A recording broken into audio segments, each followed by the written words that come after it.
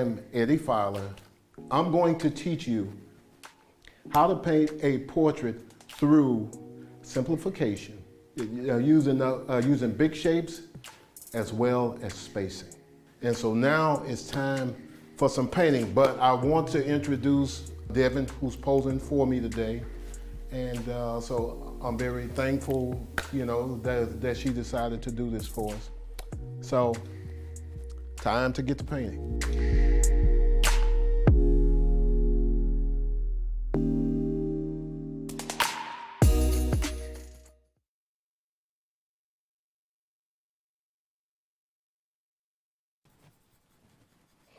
Okay, so I'm gonna start off with some mapping points. I will look at Devin, and so we have the lighting where we want it. And so I'm gonna map out.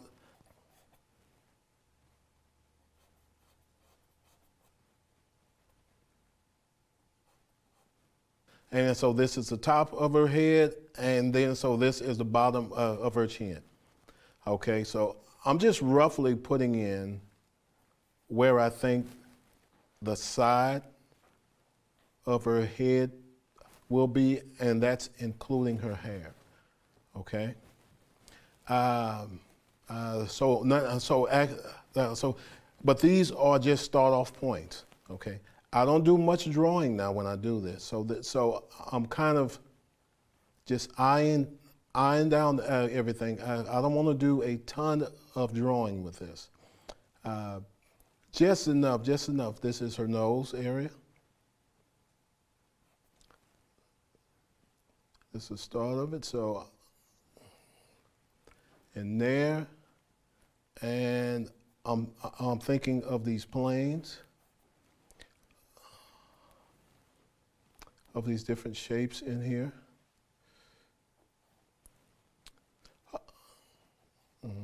And then I'm only eyeing it, okay? Because I'm gonna make a lot of changes as I go, because I draw through the whole process. We draw through the whole process. Don't forget, we draw through the whole process.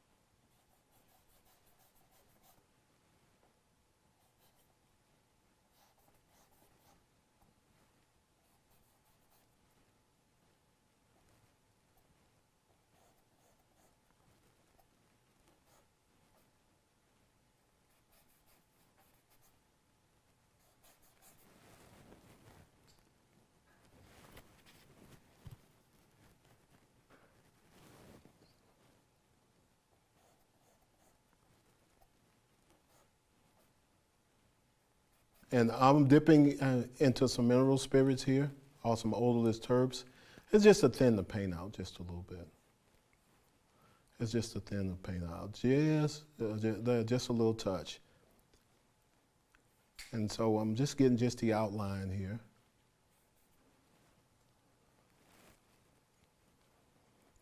I have not committed to any shape yet, I'm just getting the feel of her head. And just the placement of shapes. Taking my time. I want to get a little bit more comfortable with her head, so I don't have to rush. Don't rush through anything.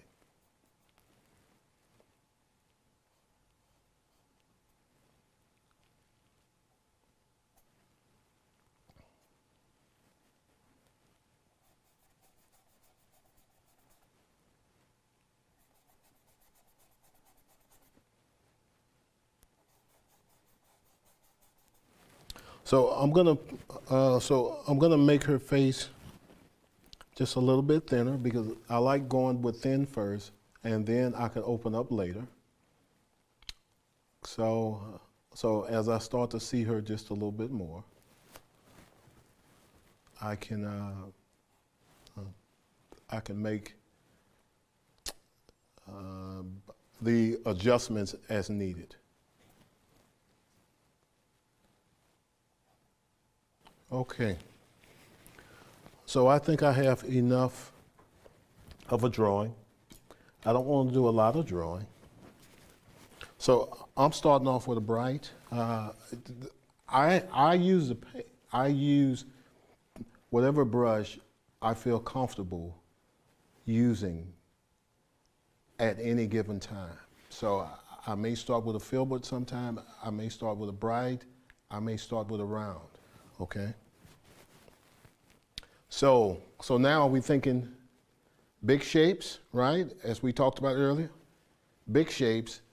And so with those big shapes, I will be looking at the spacing as well. Okay. And then I'm starting with my darks first. You want to use some white in your paint because you can control all of your values that way. Okay, so as I'm thinking of her darks, I won't just use just straight paint. I will add some white into it, and so I'm even looking to tone it down just a little bit. So I'm using some burnt sienna mixed with a little bit of this raw umber, and then just a little bit of this of the green, okay? And let's test it. Always test it first to see if it's too dark. I don't want to go too dark. Okay, I'm feeling some warmness in there, so I'm going to add just a little bit of some crimson to that, and then a touch of white. Just a touch. I want to see how this will all work out for me. Let's see. Because I haven't gotten a feel of her head yet. I'm still working that in. Okay.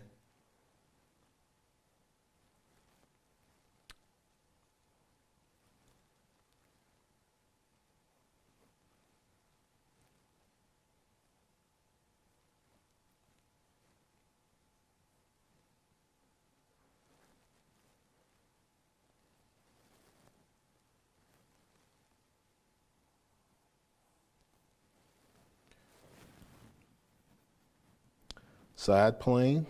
I'm gonna make it just a little bit darker for the side plane.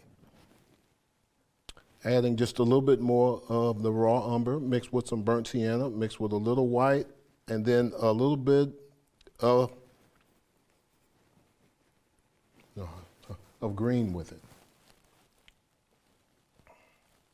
Thinking of those big shapes now.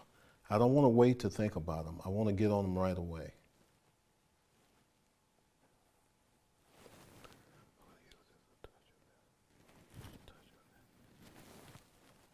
Big shapes.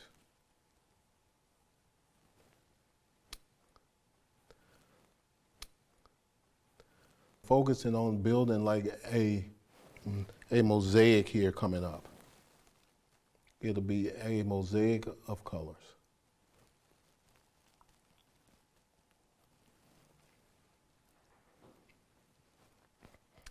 Concentrating on my darks first.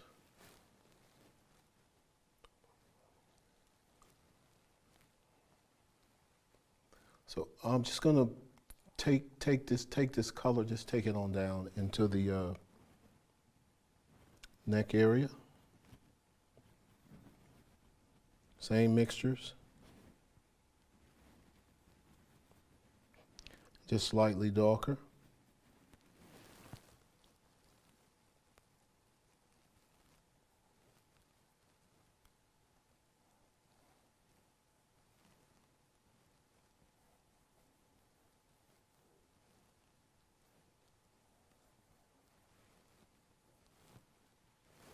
So I'm going to use the hair to draw with as well. And so I will show you exactly what I'm talking about. So I'm going to go with the hair. I have some some raw umber mixed with some ultra marine blue, and then a little bit of the green. I'll put a touch of some medium in there. Okay, so if I want the width of her head, I can take my time and just sort of think about that area just a bit. I don't mind going just a little bit thinner.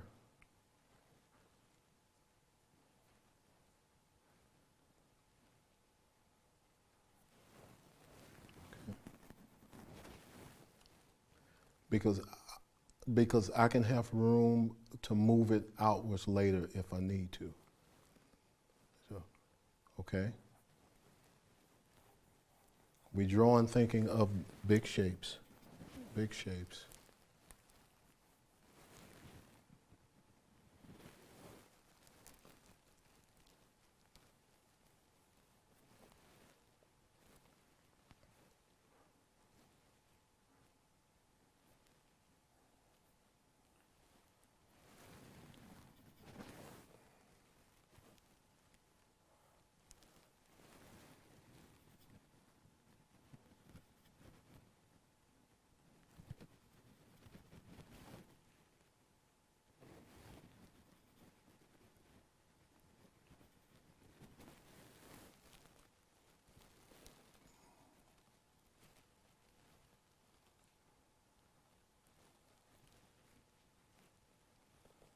Now, I have not started with any measurement yet. I'm just eyeing it.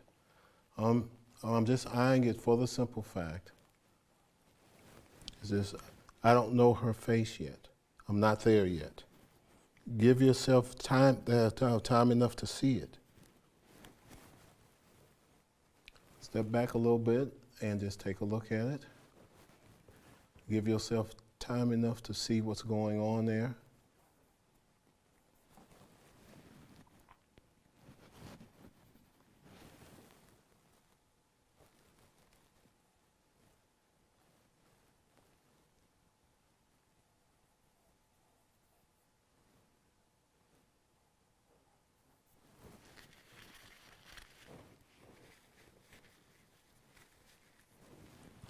Okay, I'm going to go back, and then I want to work on that side plane some more.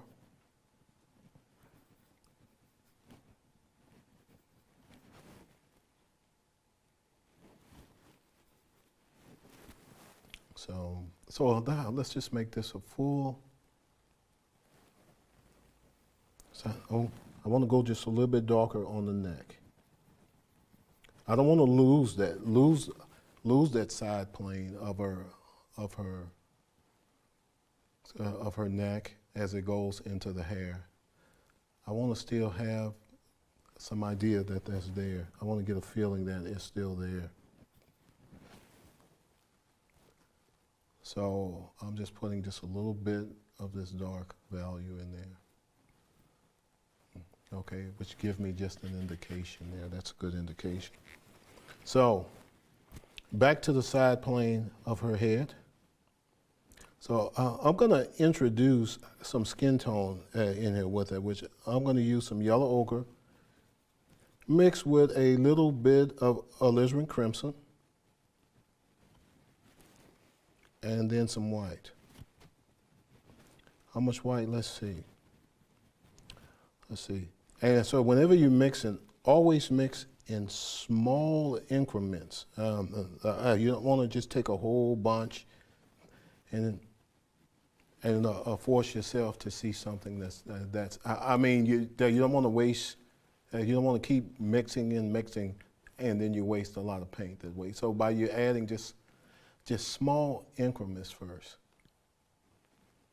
I haven't taken the liberty to grade this plane down at all yet because I just want to get the feel of it. Now that's what I mean by a big shape. You want to think in big shapes, okay?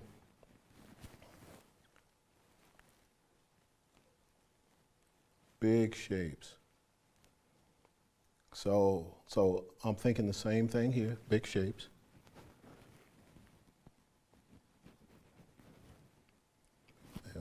touch of white to that, a little bit more crimson.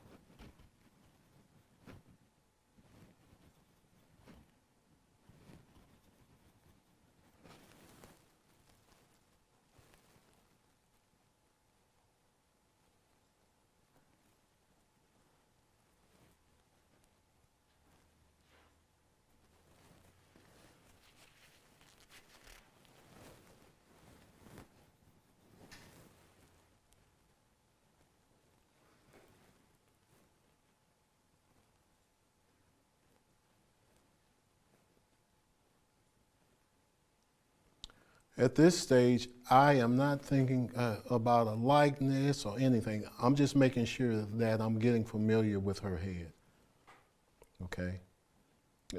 Because we draw through the whole process. So don't forget you draw through the whole process. Okay. Okay. So no need to get frustrated with yourself at this point. Take your time.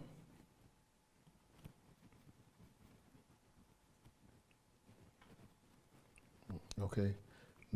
And now I am looking to paint her local color.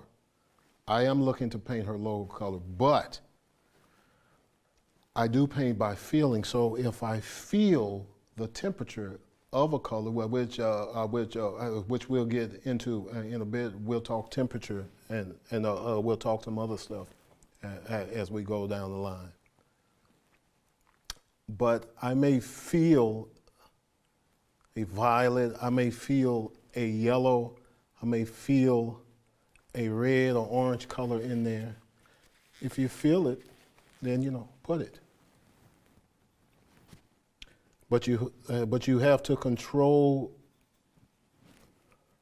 the value of that color. Make sure, because there's no color without value. They go hand in hand. Color value, okay?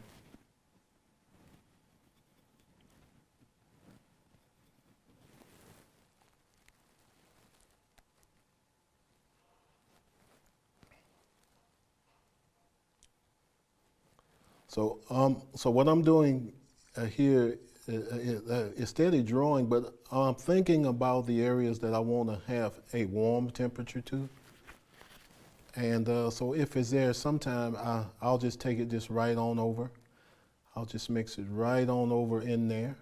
And that'll sometimes help you with that transitional tone, which we'll talk about the transitional tone too. And so off of the areas.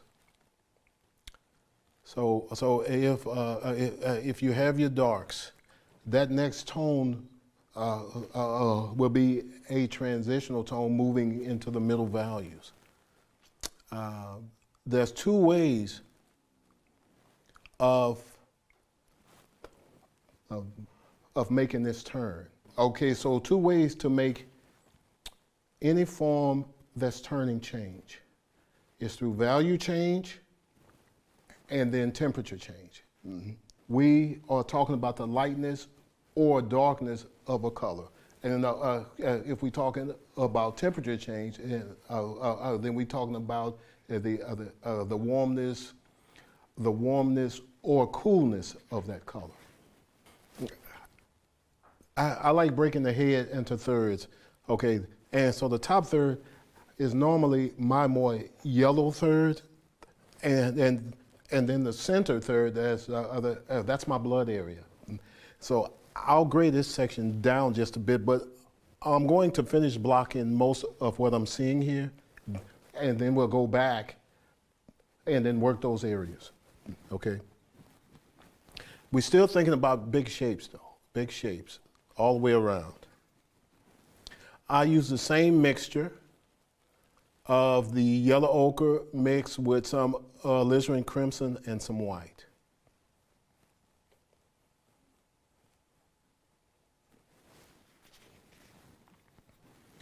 Big shape. Keep it simple. Keep it simple as you start to paint. And I will use some of this to draw with as I go.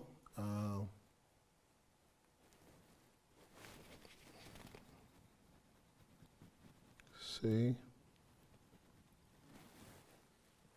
Okay, okay. And I'm just painting the local color that I feel. I mean, so I'm painting with feeling. I don't necessarily see some of this, but it feels warm. It feels cool. It feels like yellow, you know, and it feels like red. Any feeling that I get from that.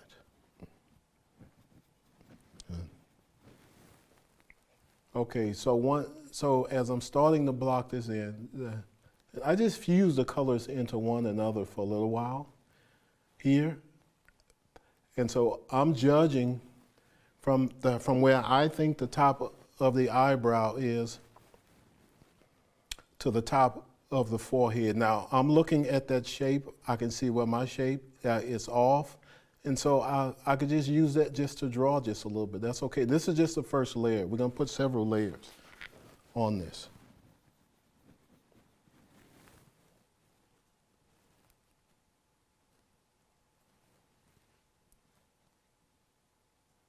Thinking of this shape right here, drawing, as we will do. So you draw through your whole process, okay? No stress. Everything will work out just fine as you start to draw. She has quite a bit of a warm skin tone in this particular light, is what I'm seeing. It's very crimsony, very warm. So I will put it in for right now, and then just change it as I need to change it.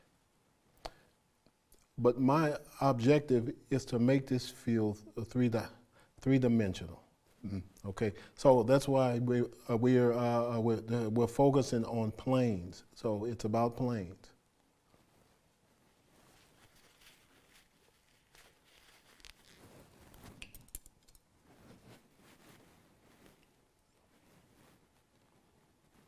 I'm going to take some of the skin tone and just move it into this dark color that I have. And let's see if I could restate some areas as I go. I'm starting to think about concave areas. Not too focused on temperature just yet. Okay, we'll hold off on that just a little bit.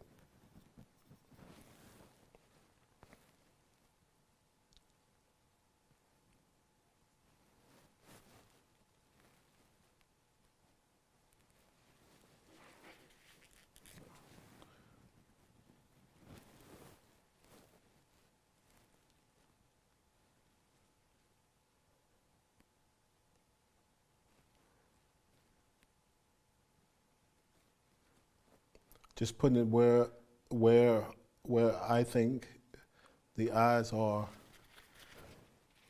approximately. Okay.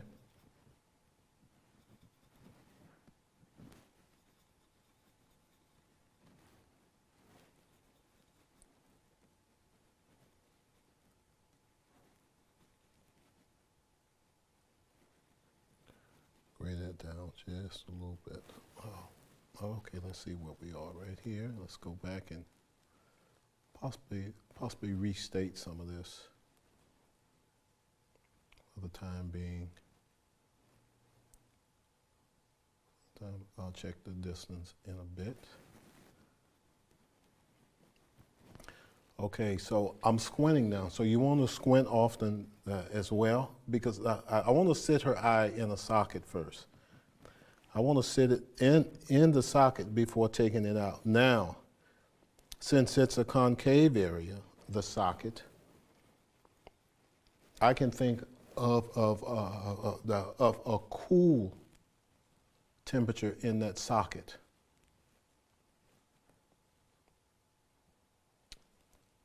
Thinking about where the eye there may possibly be. I want this to feel three-dimensional. I am much more thinking of form and shape and really not too much color at this point. It's just getting it all blocked in because you want to see the whole rather than the sum of its parts, right? And so I'm thinking of the whole. I am not trying to get, I'm non-committed to anything right now, to be honest with you, but I am thinking every stroke is counting. But I'm just not committed because I'm leaving room to grow.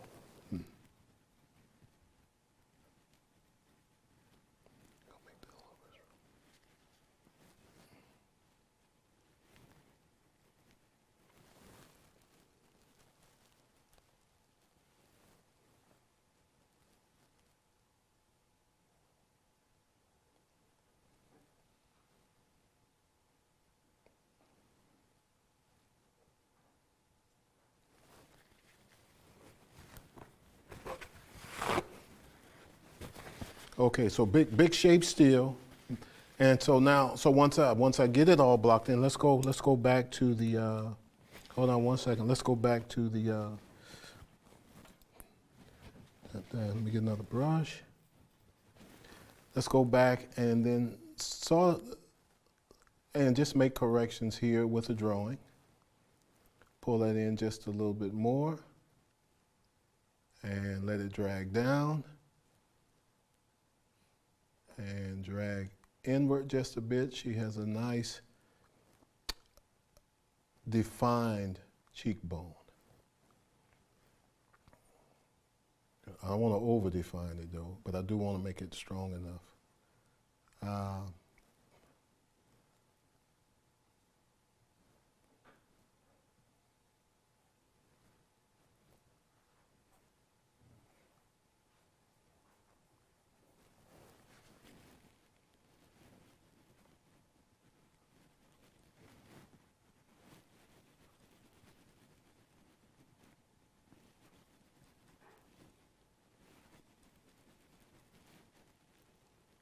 Squinting down with the forehead just a little bit.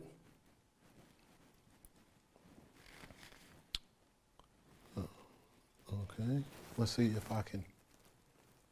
Just think about that. Just think about that light plane just a little bit. How I want to approach it.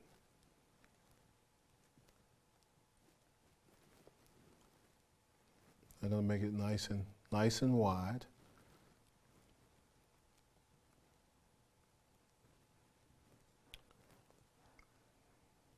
I am thinking about the plane though. It's a frontal plane.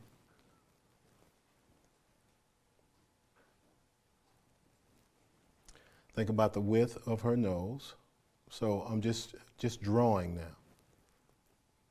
And I'm just pushing into the adjoining colors.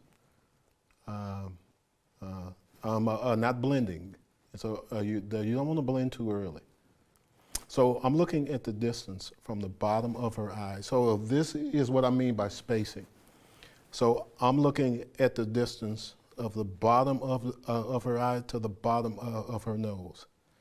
This particular shape, this big shape that's on there, how can I get that? Do I have enough space from the bottom of her eye onto the bottom of her nose on both sides? So I'm checking that out. And then I'm looking at the width of her nose. Am I taking it over enough?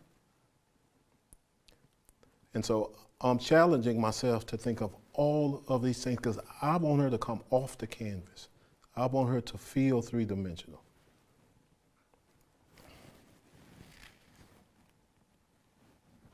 The bigger brush that you use is the best way. I don't always paint that way, but I am thinking that way. And so I will challenge myself from time to time to say, hey, use a bigger brush, try.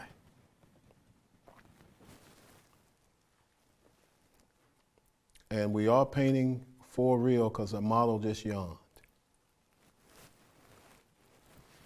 Painting is real.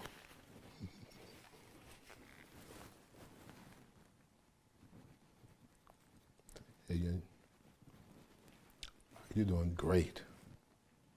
You're doing great. So I'm just going to restate some areas as I go. I haven't gone to the lips yet because I'm not feeling what's there yet. I want to feel some of this first. I just want to feel that she feels that I'm getting better with the tones here.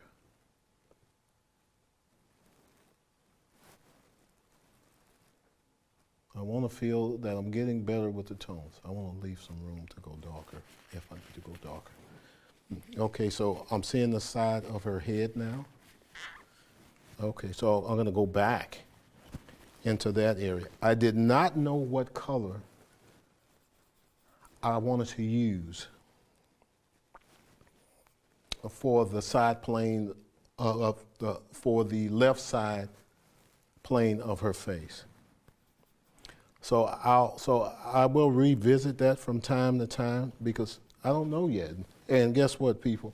You don't have to know right off. You do not have to know right off. Okay, because remember, because we are exploring here, discovery.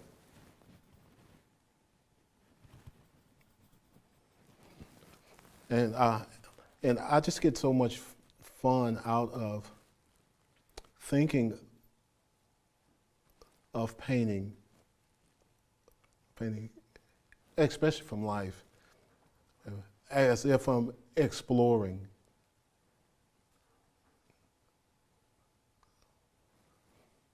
I mean, the whole time here that she had this great cheekbone, which I will get to that later. But I want to set up putting in her mouth.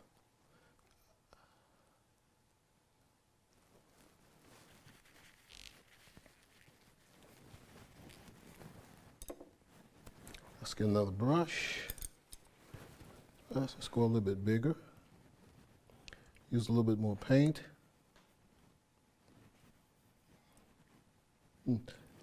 And by the way, don't be stingy with paint. Put that paint out there. I know you get to looking and thinking, man, I don't want to waste my paint, but, well, I don't think you can paint without enough paint on your palette. It's so much better to have a lot of paint than a little bit. Same thing. The same thing goes for the hair. So I'm thinking big shapes, and not hair follicles. I'm not thinking of individual hairs at all. I'm going to dip into that black, but remember, if you use black, you always add a color with it. I was told by my mentor, he said, make sure you add a color with it. And so I can use ultramarine blue, I can use some viridian, some crimson, whatever I'm trying to get, I will add it in there to it.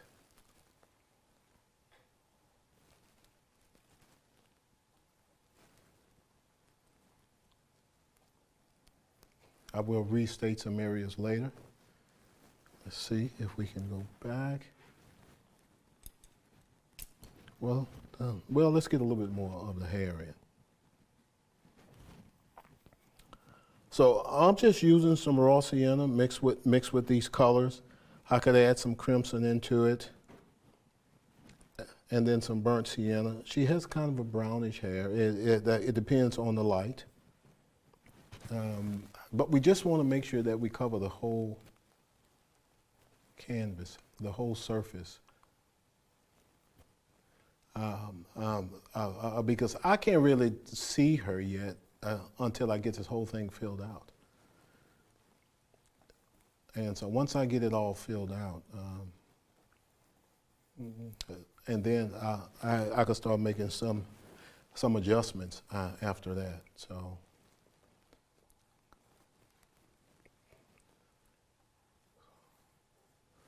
And so you don't want to stress yourself out. Trying to, no detail now. Remember, we work from the general, and we save detail for later. Okay. It's just a basic block-in.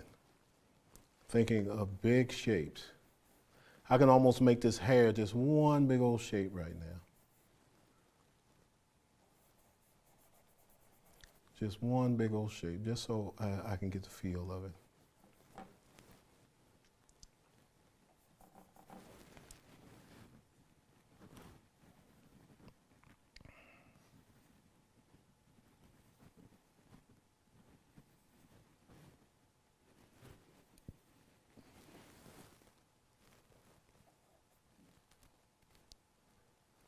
She has this wonderful turning of her hair that I haven't got yet, but it's a nice movement, like a loop. Now, I don't know if this color will stay, if this value will stay. I'll change it as needed.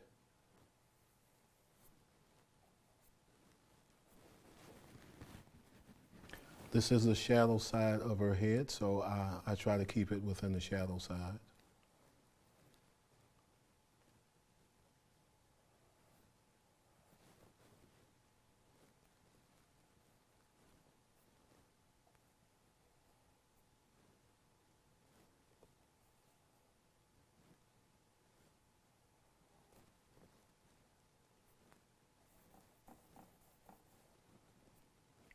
She has some like that. She has some hair that's coming forward just a little bit more.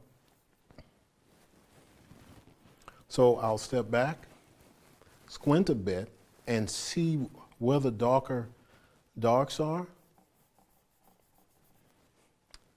Okay, and so don't forget your darker darks, your lighter lights, and your darker darks. They will be accents in the end, but so I'm putting in darks, but I don't know just how dark I want to go. And then I don't know how light either. And so I'm just putting in, until I get everything in, I will not know what's missing.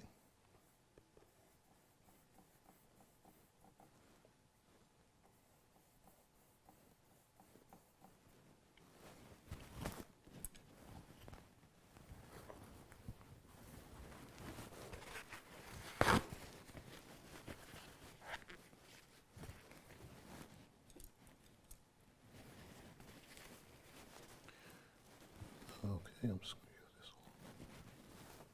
Let's see.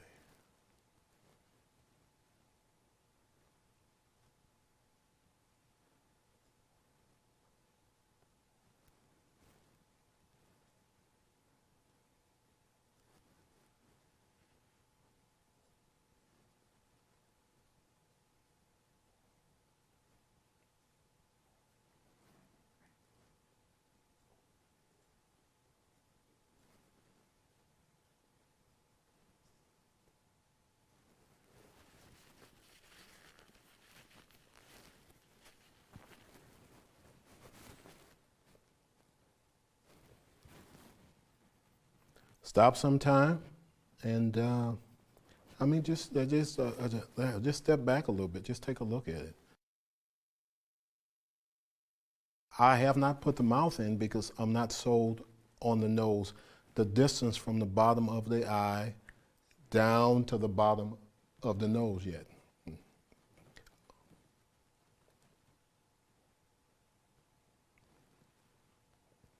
I'm just thinking about the eyebrows.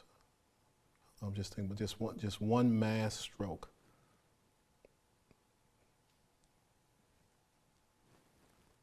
I'm not even thinking about as the value change with the eyebrows.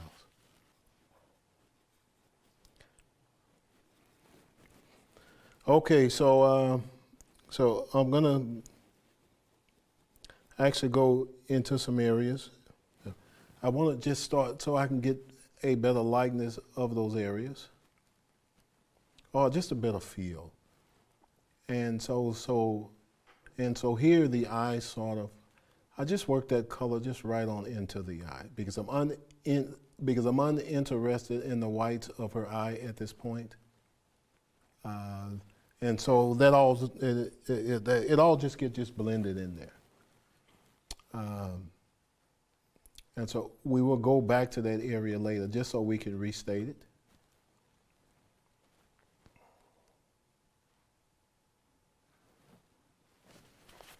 But I'm thinking concave in that area, okay? Okay, a cool tone.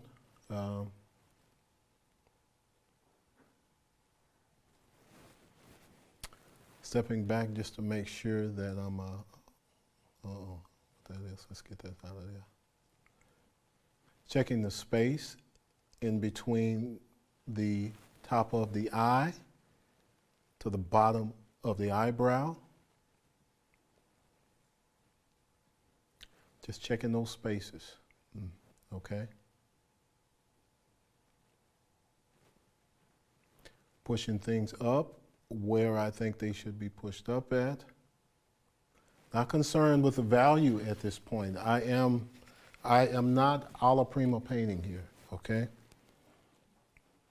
So I'm focusing on the drawing first. I want the drawing to be good. I need to make the drawing good so I can have a good likeness of her in the end, have a good feeling of her in the end.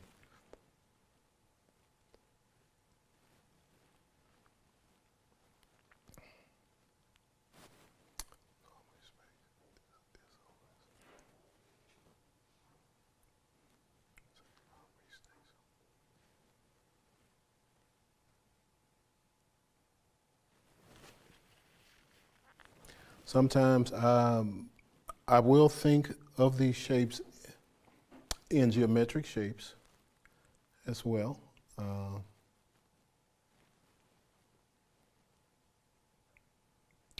So I'm saying that because I'm thinking of her nose, and I could see the ball on her nose. So I'm going to mix a warm color because that's the blood area. This is my blood area. I can exaggerate some of these colors. So I'm dipping into the cad red light, and then I added some of the white to it, just so I could think about a ball being on the edge of her nose. For now, okay? Just for now. We will clean it up later on. And we'll restate some of these colors later on as well.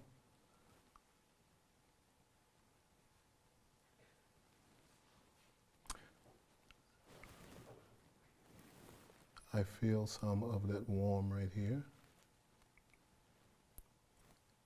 Push this up a little bit more.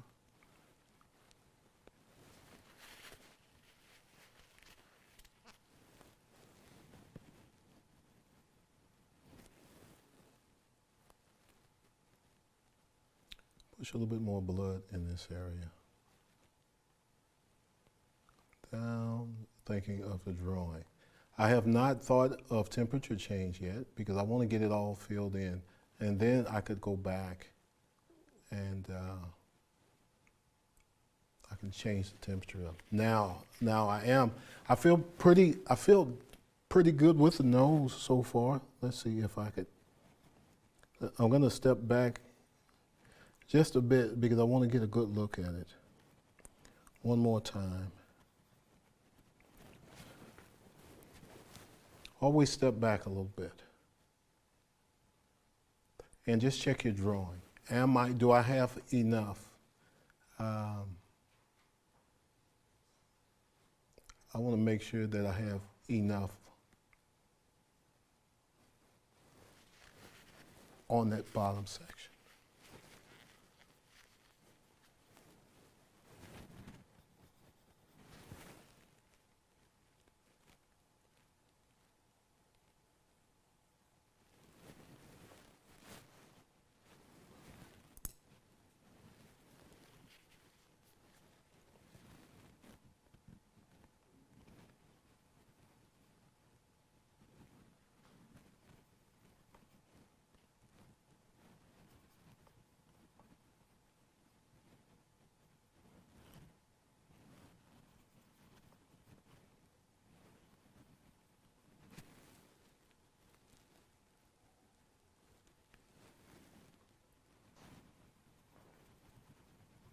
Okay, so I am going down to the neck now. I'm going to cool this color off with a little bit of cerulean blue, just a little bit,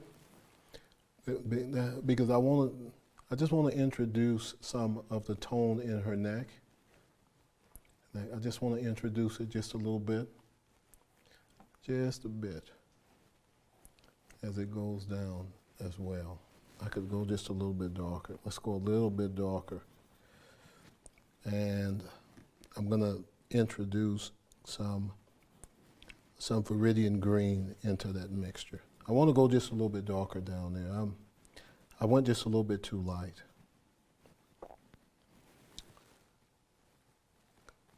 And that's okay if we don't get it right off the bat, right? Exactly. Don't even worry about it. You just keep painting.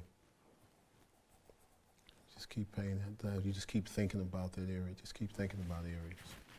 So I feel like I have enough space here. So now I will go for the lips just a little bit. Okay. And for the lips, I use burnt sienna, some alizarin crimson, some cerulean blue, just a touch. So remember, mix in small increments, just a touch, and then white. Okay. And then if you feel like you don't have it where you want it, just keep mixing. Just keep mixing and staring at your model just a little bit. Just go back and forth. Just get some of that cerulean blue. Okay. So I want to kind of roughly put it in.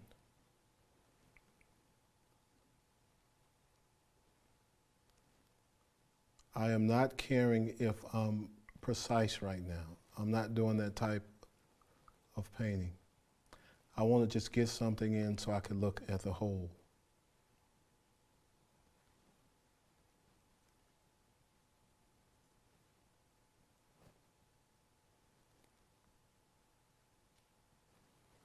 I will move things later as needed.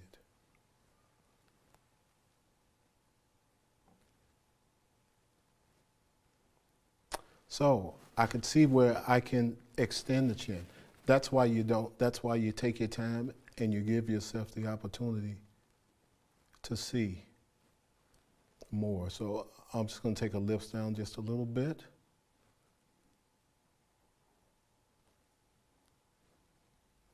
Okay, just a touch. Top lip is always darker than the bottom lip. So now I can move her chin down just a bit. That's perfect. That is good that came about.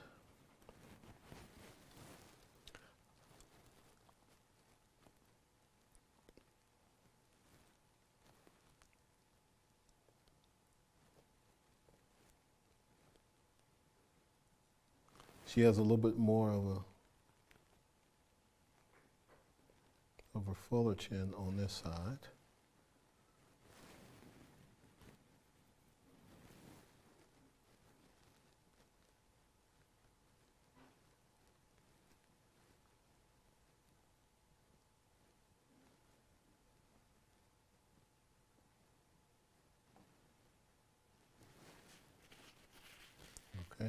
feel a little bit more comfortable with that now.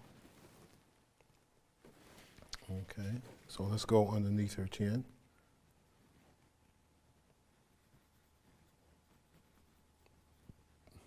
And let's put a little bit, let's do just a little bit of that dark as I see it. I'm squinting so I can see where the plane shifts underneath her neck.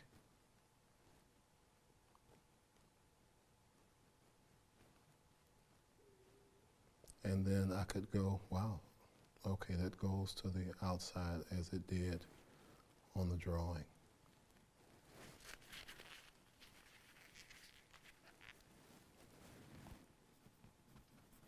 Let's go back. We took out part of that, so I'm seeing where her neck starts. I can, if I wanted to plumb it, I can.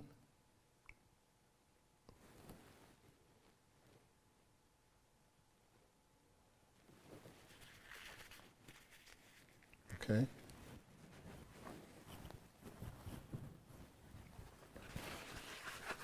Step back a little bit.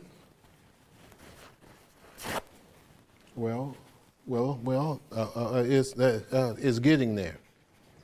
It's taking us a little bit, right? But we're okay with that. Award-winning portrait artist Eddie Filer Jr. has been impressing artists and collectors with his amazing ability to capture faces. His incredible works of art have won him multiple awards. Today, you have the opportunity to discover his portrait painting secrets. Inside the all-new course, Portraits for Beginners, Eddie Filer will show you a method of portrait painting that's completely stress-free. Explore a fresh approach to portrait painting that takes you on a journey of discovery and exploration. This approach is not only perfect for beginners, but it allows artists of all levels to release themselves from pressure and judgment. Watch and paint alongside Eddie as he masterfully demonstrates how he paints a model from life, from start to finish. Watch as he sculpts the model's face from blank canvas to where you can feel the shape and dimension of each facial feature. The result will surprise even the more experienced painters. You'll discover fundamental techniques like how to compare big shapes to small shapes, the correct spacing of facial features, how to start with the general and end with the specifics, how to get a likeness that viewers expect, how to see like a true pro, and so much more. He's going to show you how to go beyond just painting the person by capturing the life and soul of your model. This key insight will give your painting the boost it needs to stand out from the crowd, showcasing your newfound level of artistry. Come and join Eddie Filer and be the best portrait painter you can be. Portraits for Beginners with Eddie Filer is now available on streaming video and DVD.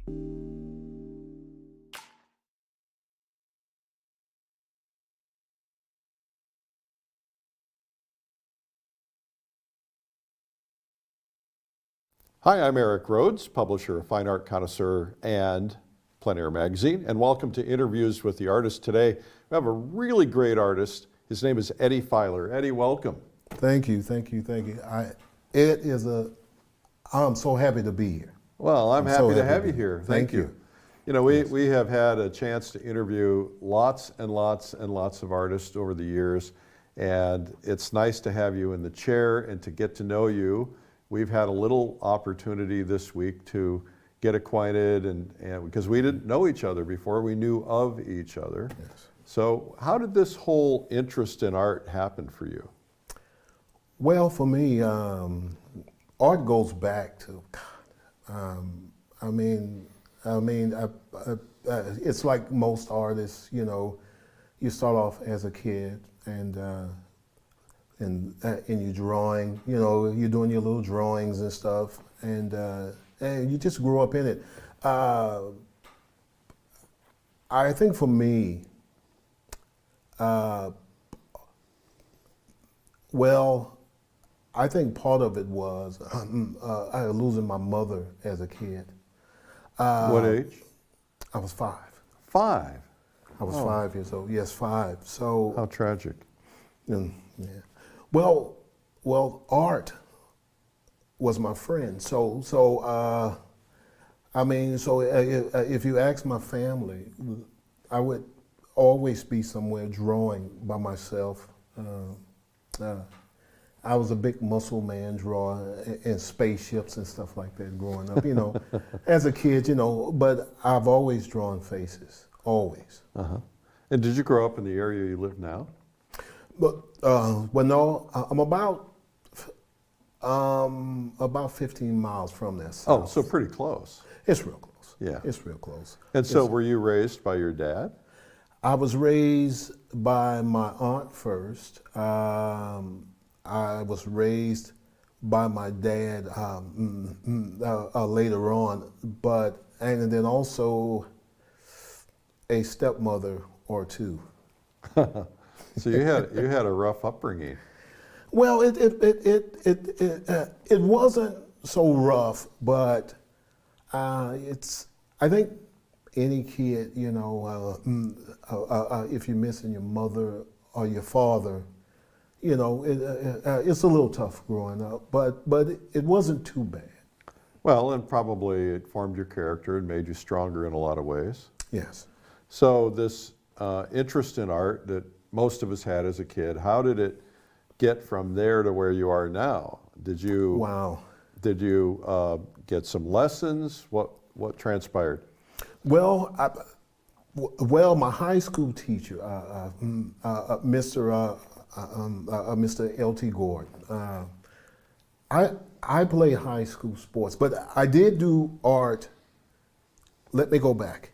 In the 8th grade, my eighth grade teacher, Mr. Charles Scott, actually introduced me to like sculpture. Yeah. But once I got to high school, I started playing sports, and What did you play? I played football. Oh, okay. I was a football player. But my 10th grade year, my teacher, Mr. L.T. Gordon, art instructor, noticed that I had the talent, but I was spending too much time probably talking in class. So he put me in the cafeteria and gave me canvas, paint, brushes. He said, now you're gonna sit in here and then do your work. And in the 10th grade, that's when I noticed. I did 3 really nice paintings. I knew that I had the talent because I've always done it, but not really reproducing famous artists' paintings. Mm-hmm. And so once I did that, that's when I started doing my commissioned portraits in high school of classmates and students for $20 a pop, a whole $20. Yeah. Oh yeah. Well, that was a lot of money. rolling. That was a lot of money back in high school. sure was. And Yeah. so kids would come and say, "Hey, would you do my portrait?" Exactly. And how did you do it? Did you do it from life, or did you do it from Oh no, photos? it was strictly photographs. Yeah. It was most of my earlier years. I would copy photographs if it was cartoons. Cartoon books or the newspaper.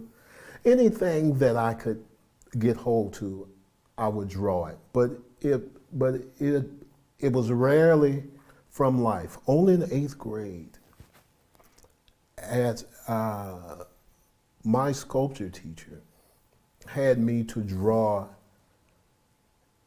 a fellow student for the first time from life. And I did really well. So I knew that I could do it. Yeah.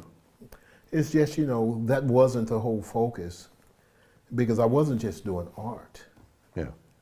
I also studied martial arts Really? from the age of 10 to 35. Wow. So you could kick my butt. Well, I don't know about now with all of these bad knees and stuff. Probably not now. But I was doing other art forms. I was interested in singing, Yeah. so I was doing that in my 20s as well. I was in a contemporary gospel group. I was singing backup though. I mean, because I have some friends that could really, really sing, but you know, but it was all good. How fun. Oh, it was so much fun. Yeah. It was so much fun. So you have a lot of varied interest. Yes. So you got a lot of practice when you were in high school. Yes. And then what happened? And so my mentor, Mr. John Stovall at Galveston College, which is where I earned my first degree, John actually graduated from UT here with his master's as well. And so what John did was, John told me that he did photorealism when he was in school, but when he was teaching me, he was totally doing abstract. So John noticed that I took a liking to faces, and he never asked me to change who I was. So John would have me paint people from life, and I would take just multiple figure drawing classes from. As a matter of fact, I graduated from U of H Clear Lake, U of H Houston Clear Lake. I had so many hours that I had taken at the junior college level under John to where half of them wouldn't even transfer. Oh, no. I had the life drawing, painting 1 and 2 from John, just over 1, 2, 3, 4, just over. You know, so what I'm saying is that John pushed me where he thought that I was headed anyway. So I've always done faces, so John would just challenge me to do more. Yes. Wow. And so you went through college, Yes. and then you got a job somewhere. What did you do? I was a cook. A cook. I cooked for a long time. What kind of cook? I cooked for a long time. I mean, I would call it a short order cook because my dad was a chef. Uh-huh. And so I started working with my dad at the age of 11 at the Holiday Inn in Galveston. Really? Now, I asked him, well, how was I able to work being that young? Well, I'm Eddie Filer Jr. So I think I worked under his social. That's what I'm thinking. Yeah. So I was a busboy. I did bar back. I washed dishes for my dad. I was banquet prep. I did room service. The only thing there that I couldn't do is just run alcohol Right. up to the room, you know, because I was too young. Yeah. So that was my interest before I started working with brain injury. I worked the restaurant business all the way up till I was 27. Mm-hmm. And then I was teaching karate and ruptured my Achilles tendon on this leg. So I was at home. I didn't want to cook. So a friend of mine asked me, he said, man, I work at the Transitional Learning Center, which is a brain injury facility. And so it's post-rehabilitation brain injury. So I went in for the interview and they started telling me some of the stuff that I had to do. I had no experience Right. at working with head trauma at all. So I accepted the job, and about a week in, I said, man, I can't do it. He said, man, you promised me you would give me 2 weeks. So I stayed 28 years later. I worked with Russell Moody of Galveston. I don't know if you know the Moody's, but you know, but they donate to a bunch. The Moody Foundation donates to a lot of the universities, which I think that's a building that's at UT that has the Moody name, so that's from their foundation. And I worked 28 years with the Moody's, but 18 years with Mr. Russell Moody, who had a head injury back in 1981. I think he was he was actually going to UT at the time. And he went home back to Galveston. So what kind of work were you doing? I was his therapeutic attendant. So whatever he needed, daily, I did whatever he needed. And So you worked primarily for him? primarily for him At- the last 18 years Last- after leaving, but the first 10 years was at the Transitional Learning Center, Oh, okay, all right. which was founded,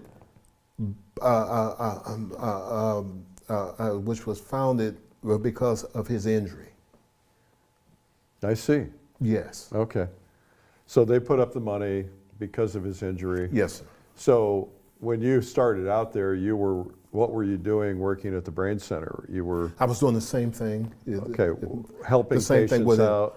I was just helping patients. I would do whatever is needed. You must have loved it.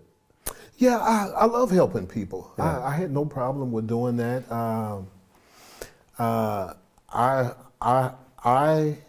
I did that, but I was teaching at Galveston College in the evening, so I was teaching painting classes in the evening. So I did that. A busy guy.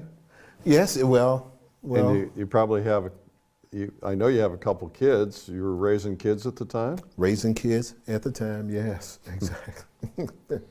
Yes, Busy I was guy. raising my son. My son, he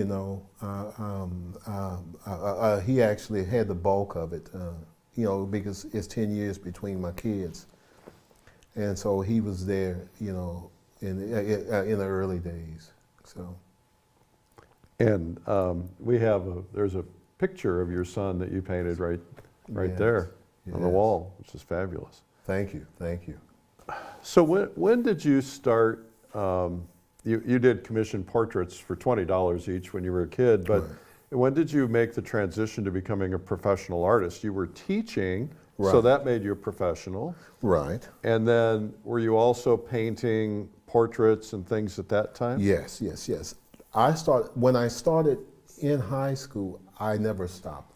It's just, it wasn't at the level that it's at right now. I would do it at night, I would do it on the weekends, whatever time I had.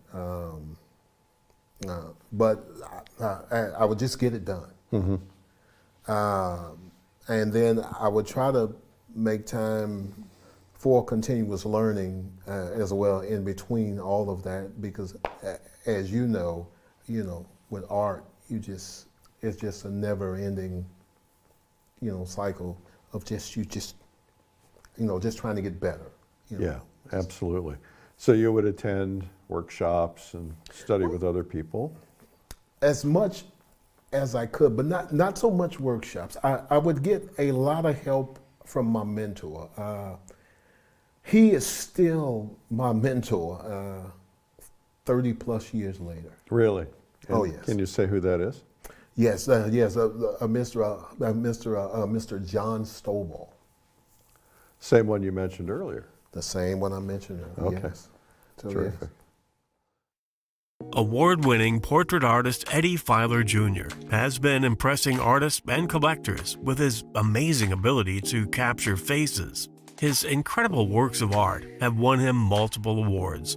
Today, you have the opportunity to discover his portrait painting secrets. Inside the all-new course, Portraits for Beginners, Eddie Filer will show you a method of portrait painting that's completely stress-free. Explore a fresh approach to portrait painting that takes you on a journey of discovery and exploration.